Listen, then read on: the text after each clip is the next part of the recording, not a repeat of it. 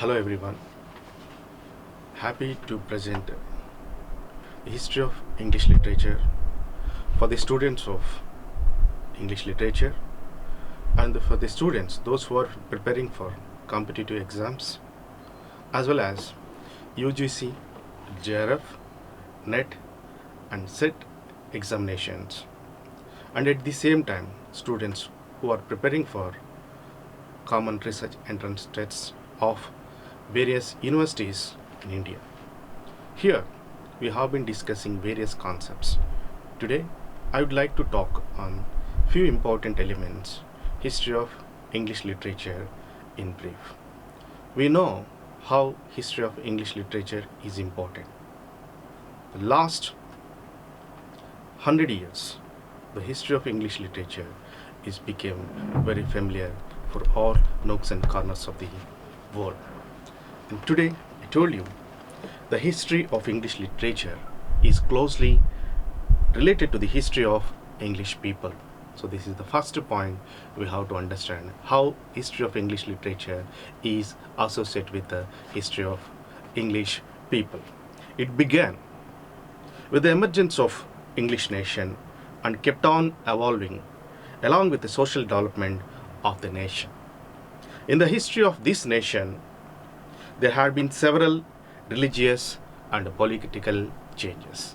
We have been identified and how social changes are taken place and how political changes are taken place. Scientific discoveries and inventions also changed the mode of life and time to time. All these historical changes brought about significant changes in literature. So, in the history of English literature, there were different phases of progress. English literature, different phases of progress. How the progress has been identified and how the progress took place in the history of English literature. Each of those phases, known as age or period, has been given particular name, sometimes after the name of king or queen, sometimes after the name of great writer, and sometimes according to the spirit of the time. So we know that age or period has been given particular name, sometimes after the name of king or queen, sometimes after the name of great writer, and sometimes according to the spirit of the time. So according those we have been identified in the history of English literature.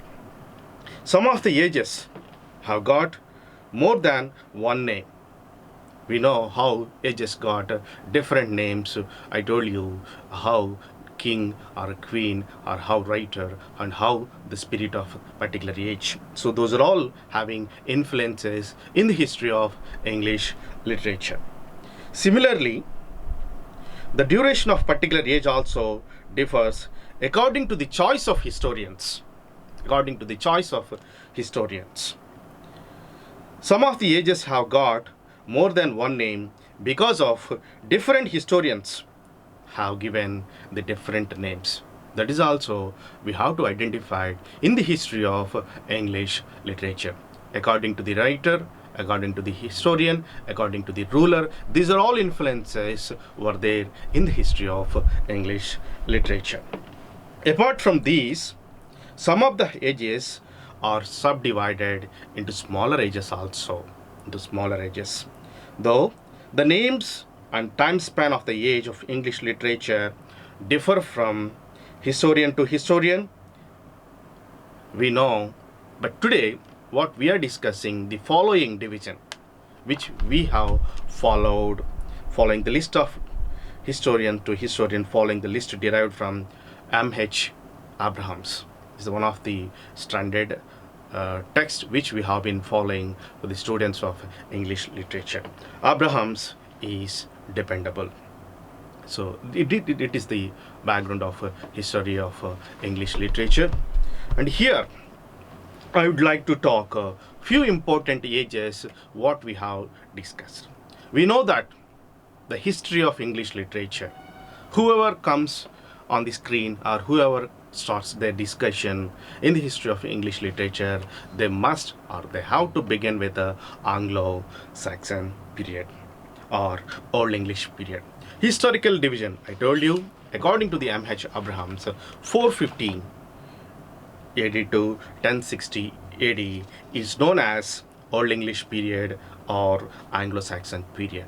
So in this period, so there are a lot of issues we have to discuss. It is the first period, the most important period.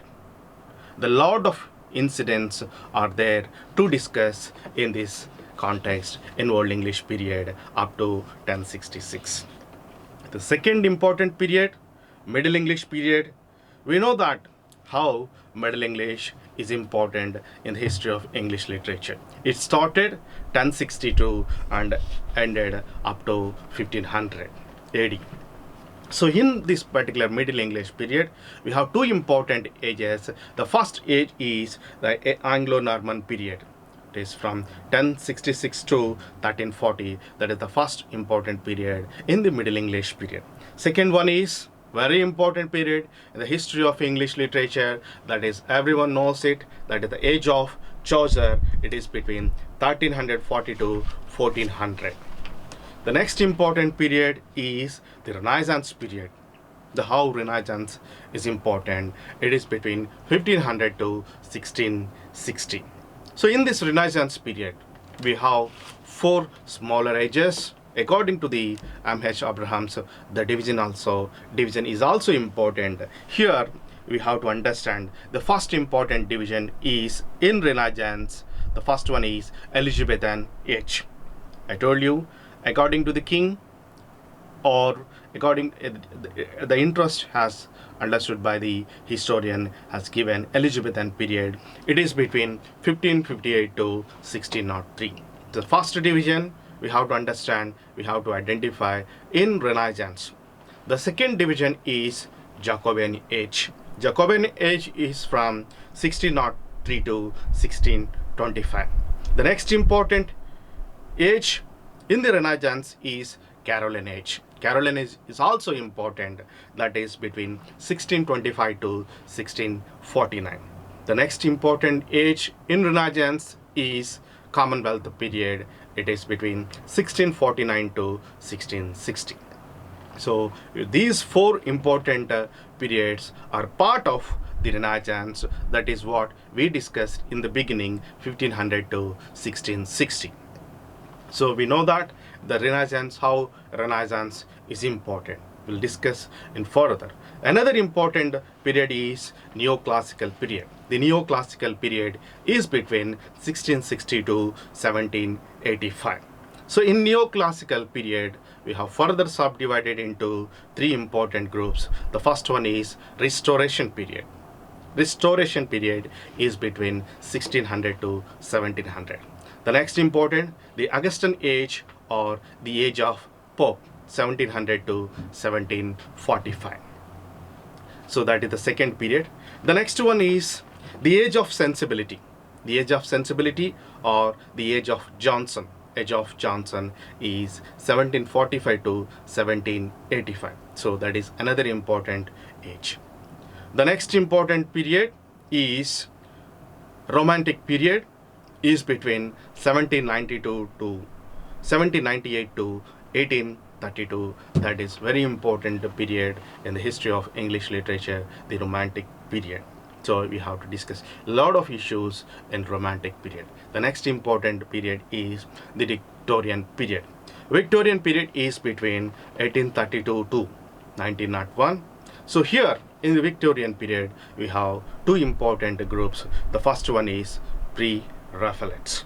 So Pre-Raphaelites and how the group was formed and what are the issues also we have to discuss. So another important group, another important period in the Victorian period is aestheticism and decadence. So Pre-Raphaelite is between 1848 to 1860 and another one is aestheticism and decadence is between 1880 to 1901. The last period or what we call the seventh important period is the modern period. Modern period, we know that it is between 1901 to 1939. So in the modern period, we have two important issues, or not issues, two important periods. The first one is the Edwardian period, is between 1901 to 1910. So that is the first group in the Edwardian period. The second group is the Georgian period. The Georgian period is between 1901 to 1936. So that is the part of modern period. And we have another important and the last period is from 1939 onwards, the postmodern or contemporary periods from 1939 onwards. So these are all classifications we have to understand for the point of either for the preparation, those who are preparing for competitive exams, or for the better understanding of history of English literature. To have detailed note, first we must have clarity on these few elements: history of English literature, the division of history of English literature according to the M.H. Abrahams. Thank you very much.